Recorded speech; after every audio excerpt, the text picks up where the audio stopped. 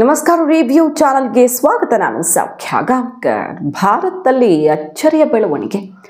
ನರೇಂದ್ರ ಮೋದಿ ವಿದೇಶಾಂಗ ನೀತಿಯನ್ನ, ನರೇಂದ್ರ ಮೋದಿ ಮಧ್ಯಸ್ಥಿಕೆಯನ್ನ ಶ್ಲಾಘಿಸಿದ ಕಾಂಗ್ರೆಸ್ನ ಸೀನಿಯರ್ ಲೀಡರ್, ಕಾಂಗ್ರೆಸ್ನ MP ಕೈ ಗಪ್ಚುಪ್ಪಾಗಿದೆ.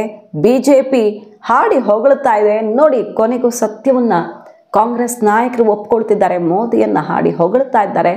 ರಾಹುಲ್ ಗಾಂಧಿಯವರು ಇದರ ಬಗ್ಗೆ ಪ್ರತಿಕ್ರಿಯಿಸಲಿ, ಉತ್ತಮ ಮಾತುಗಳನ್ನಾಡಲಿ ಅಂತ ಎಂಥ ಇಕ್ಕಟ್ಟಲ್ಲಿ ಸಿಕ್ಕಾಕೊಂಡಿದೆ ನೋಡಿ ಕಾಂಗ್ರೆಸ್. ಮಾಹಿತಿ ಮುಂದೆ ಇಡ್ತಾ ಹೋಗ್ತೀವಿ. ಮಿಸ್ ಮಾಡದೆ ನಮ್ಮ ಚಾನಲ್ನ ಸಬ್ಸ್ಕ್ರೈಬ್ ಮಾಡಿ, ನಿಮ್ಮ ಅಭಿಪ್ರಾಯ ಕಮೆಂಟ್ ಮಾಡಿ ತಿಳಿಸಿ. ವೀಕ್ಷಕರೇ, ಇತ್ತೀಚಿನ ಮಹತ್ವದ ಬೆಳವಣಿಗೆಗಳಲ್ಲಿ ಭಾರತದ ಪಾತ್ರ ಜಾಗತಿಕವಾಗಿ ಅತ್ಯಂತ ಪ್ರಮುಖವಾಗಿದೆ. ಅದಕ್ಕೊಂದು ಬೆಸ್ಟ್ ಎಕ್ಸಾಂಪಲ್ ಅಂದರೆ ರಷ್ಯಾ ಯುಕ್ರೇನ್ ಯುದ್ಧವನ್ನು, ಈಗ 1 ತಿಂಗಳು ಶಾಂತಿ ಮಾತುಕತೆ ಆಗಿದೆಯಲ್ವ, ಅದು ಮುಂದಕ್ಕೂ ಕೂಡ ವಿಸ್ತರಿಸಲ್ಪಡಬಹುದು. ನಿಧಾನಕ್ಕೆ ಆ ಯುದ್ಧ ಕೊನೆಗಾಣಬಹುದು ಅನ್ನೋ ಲಕ್ಷಣ ಕಂಡು ಬರ್ತಾ ಇದೆ. ಪರಮಾಣು ದಾಳಿಯನ್ನು ತಡೆದಿದ್ದು, ನ್ಯೂಕ್ಲಿಯರ್ ಅಟ್ಯಾಕ್ ಅನ್ನು ರಷ್ಯಾ ಮಾಡೋದಕ್ಕೆ ಹೊರಟಿತ್ತು, ಅದನ್ನು ತಡೆದಿದ್ದೇ ಮೋದಿ ಅಂತ ಪೋಲ್ಯಾಂಡ್, ಯುಕ್ರೇನ್ನ ಪಕ್ಕದ ರಾಷ್ಟ್ರದ ಮಂತ್ರಿ, ಪೋಲ್ಯಾಂಡ್ನ ಮಿನಿಸ್ಟರೇ ಹೇಳ್ತಾ ಇದ್ದಾರೆ. ಆ ನ್ಯೂಕ್ಲಿಯರ್ ಅಟ್ಯಾಕ್ ಆಗಿದ್ರೆ ಜಗತ್ತಿನ ಮೇಲೆ, ಇಡೀ ಜಗತ್ತಿನ ಮೇಲೆ ಕಂಡು ಕೇಳರಿಯದಂಥ ಒಂದು ಕಾರ್ಮೋಡವೇ ಆವರಿಸ್ತಾ ಇತ್ತು. ಅದನ್ನು ಹೇಳೋಕ್ಕೂ ಸಾಧ್ಯವಿಲ್ಲ ಪರಿಣಾಮವನ್ನು. ಅದನ್ನು ತಡೆದಿದ್ದೇ ಅವತ್ತು ಮೋದಿ ಅಂತೆಲ್ಲ ಬಣ್ಣಿಸಿದ್ರು. ಆ ಸೀಕ್ರೆಟನ್ನು ತೆರೆದಿಟ್ಟಿದ್ದಾರೆ. ಈ ಹೊತ್ತಲ್ಲಿ ಕಾಂಗ್ರೆಸ್ನ ಪ್ರಮುಖ ನಾಯಕರೊಬ್ಬರು, ಮುತ್ಸದ್ದಿಯೊಬ್ಬರು, ಸೀನಿಯರ್ ಲೀಡರ್ ಒಬ್ಬರು, MP ಒಬ್ಬರು ಮೋದಿಯನ್ನು ಶ್ಲಾಘಿಸಿ ನಾನು ತಪ್ಪಾಗಿ ಮಾತಾಡಿದ್ದೆ ಅಂತ ತಾನೇ ಅಡ್ಮಿಟ್ ಮಾಡ್ಕೊಳ್ತಾ ಇದ್ದಾರೆ ತನ್ನ ತಪ್ಪನ್ನು. ಬೇರೆ ಯಾರೂ ಅಲ್ಲ, ಇತ್ತೀಚೆಗಷ್ಟೇ ಗಮನ ಸೆಳೆದಿದ್ದಂತಹ ಶಶಿ ತರೂರ್ ಅವರು ರಷ್ಯಾ ಯುಕ್ರೇನ್ಗೆ ಸಂಬಂಧಪಟ್ಟಂತೆ ತಾನು 2 ವರ್ಷಗಳ ಹಿಂದೆ ಬಹಳ ತಪ್ಪಾಗಿ ಅರ್ಥ ಮಾಡಿಕೊಂಡಿದ್ದೆ, ಎಗ್ ಆನ್ ಮೈ ಫೇಸ್ ಅನ್ನುವಂಥ ಹೇಳಿಕೆಯೊಡನೆ ಅವರು ಮೋದಿಯನ್ನು ಹೊಗಳಿರೋದು.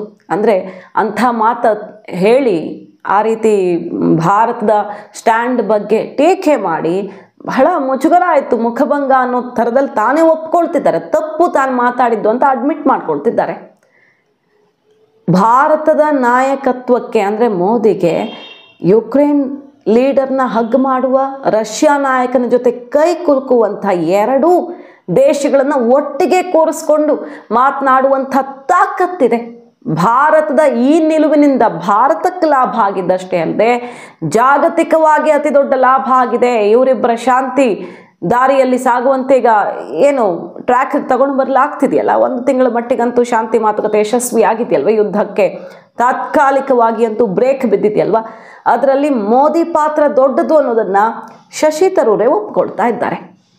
ನಾನು ತಪ್ಪಾಗಿ ಅರ್ಥ ಮಾಡ್ಕೊಂಡು ತಪ್ಪಾಗಿ ಮಾತನಾಡ್ತಿದ್ದೆ ಅಂತ ಹೇಳೋ ಮೂಲಕ ಬಿಜೆಪಿಗರೆಲ್ಲರೂ ಕೂಡ ವಾ ಅಂತಿದ್ದಾರೆ ಶಶಿ ತರೂರ್ ಮಾತಿಗೆ.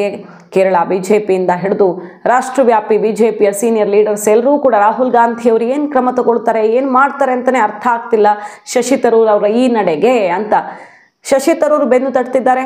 Because I was one person in the parliamentary debate who actually criticized the Indian position at the time, back in February 22, on the well-worn grounds that Espen will understand, because he and I talked about all this in my UN days, that there was a violation of the UN Charter, that there had been a violation of the principle of the inviolability of borders, of the sovereignty of a member state, namely Ukraine, and we had always stood for the inadmissibility of the use of force to settle international disputes, and all of those principles, I said, had been violated by one party, and we should have condemned it. Well, a couple of years later, 3 years later, it does look like I'm the one with egg on my face, because clearly the policy has meant that India has actually a prime minister who can hug both the president of Ukraine and the president of Moscow 2 weeks apart and be accepted in both places. And therefore, India is in a position where it can make a difference to a lasting peace if it was so required, in ways that very few countries would be able to. ಮತ್ತೊಂದು ಕಡೆ Shashi Tharoor point by point ಹೇಳ್ತಿದ್ದಾರೆ. ಅವರು ವಿಶ್ವಸಂಸ್ಥೆಯಲ್ಲಿ ಕೆಲಸ ಮಾಡಿ ಅನುಭವ ಉಳ್ಳವರು.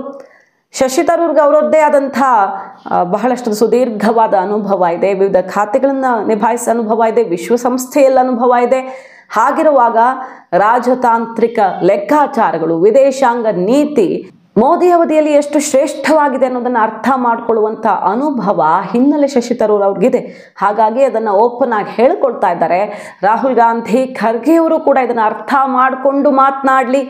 ಕೊನೆಗೂ ಕಾಂಗ್ರೆಸ್ ನಾಯಕರಿಗೆ ಮೋದಿ ಅವಧಿಯ ವಿದೇಶಾಂಗ ನೀತಿ ಯಾವ ರೀತಿಯಲ್ಲಿ ಬದಲಾವಣೆಯನ್ನು ಪಡ್ಕೊಂಡಿದೆ, ಜಾಗತಿಕವಾಗಿ ಎಂಥ ಪವರ್ ಆಗಿದೆ ಭಾರತ ಅನ್ನೋದು ಅರ್ಥ ಆಯ್ತಲ್ಲ ಅಂತ ಬಿಜೆಪಿಗರು ರಾಹುಲ್ ಗಾಂಧಿಯವರತ್ತ ಬಾಣ ಬಿಡ್ತಿದ್ದಾರೆ ಅವರದ್ದೇ ಸಂಸದನ ಹೇಳಿಕೆಯ ಮೂಲಕ. ಇತ್ತೀಚೆಗಷ್ಟೇ ಡೊನಾಲ್ಡ್ ಟ್ರಂಪ್ ಮೀಟಿಂಗ್ ಬಹಳ ಸಕ್ಸಸ್ಫುಲ್, ನಿಜಕ್ಕೂ ಭಾರತಕ್ಕೆ ಸಿಕ್ಕಿರುವಂಥ ಬಹಳ ದೊಡ್ಡ ಮನ್ನಣೆ ಅಂತಲೇ ಮಾತನಾಡಿ ಇದು ತುಂಬ ಲಾಭದಾಯಕ, ನಮಗೆ ಟ್ಯಾರಿಫ್ ವಿಚಾರದಲ್ಲಿ ಹಾಕದೇನೆ ಇರೋಕ್ಕಾಗಲ್ಲ, ಆದರೆ ಈ ರೀತಿಯದ್ದೊಂದು ವಿಶ್ವಾಸ ಭಾರತ ಜೊತೆಗೆ ಇಲ್ಲದೆ ಹೋಗಿದ್ರೆ ಮಹಾಪ್ರಹಾರನೇ ಆಗ್ತಿತ್ತು ಯಾರಿಗೆ ಗೊತ್ತು ಅನ್ನೋ ಮೂಲಕ ಮೋದಿ ಬಹಳ ಉತ್ತಮ ಸಂಬಂಧದಲ್ಲಿದ್ದಾರೆ ಟ್ರಂಪ್ ಜೊತೆಗೆ. ಅವ್ರ ಸ್ನೇಹ ತುಂಬ ಚೆನ್ನಾಗಿದೆ, ಭಾರತಕ್ಕೆ ಎಷ್ಟು ಒಳ್ಳೆ ವೆಲ್ಕಮ್ ಮಾಡಿದ್ರು ಅಂತೆಲ್ಲ ಖುಷಿಯಾಗಿ ಬಣ್ಣಿಸಿದ್ರು. ಭಾರತೀಯನಾಗಿ ಮಾತಾಡಿದ ತಪ್ಪೇನು, ನಾನು ಕಾಂಗ್ರೆಸ್ ಸ್ಪೋಕ್ಸ್ ಪರ್ಸನ್ನ ಅಂತ ಅದಕ್ಕೆ ಆನ್ಸರ್ ಮಾಡಿದ್ರು. ಇವತ್ತು ಅದನ್ನೇ ಹೇಳ್ತಾ ಇದ್ದಾರೆ ಅವರು ಈ ರಷ್ಯಾ ಯುಕ್ರೇನ್ ವಿಚಾರದಲ್ಲೂ, ನಾನು ಭಾರತೀಯನಾಗಿ ನೋಡ್ತಾ ಇದ್ದೀನಿ ಈ ಬೆಳವಣಿಗೆಯನ್ನು, ತಪ್ಪೇನು, ಎಷ್ಟು ಪಾಸಿಟಿವ್ ಆಗಿದೆಯಲ್ವಾ ಅಂತ ಅದನ್ನೂ ಕೂಡ ಸಮರ್ಥನೆ ಮಾಡ್ಕೊಂಡಿದ್ದಾರೆ. ರಷ್ಯಾ ಯುಕ್ರೇನ್ ಯುದ್ಧವನ್ನು ಒಂದು ಹಂತಕ್ಕೆ ಈಗ ನಿಲ್ಲಿಸುವಲ್ಲಿ ಮೋದಿ ಟ್ರಂಪ್ ಪಾತ್ರ ದೊಡ್ಡದಿದೆ, ಧನ್ಯವಾದ ಅಂತ ಪುಟಿನ್ ಓಪನ್ ಆಗಿ ವಿಶೇಷವಾಗಿ ಮೋದಿ ಮತ್ತು ಟ್ರಂಪ್ಗೆ ಧನ್ಯವಾದ ಹೇಳಿದ್ದು.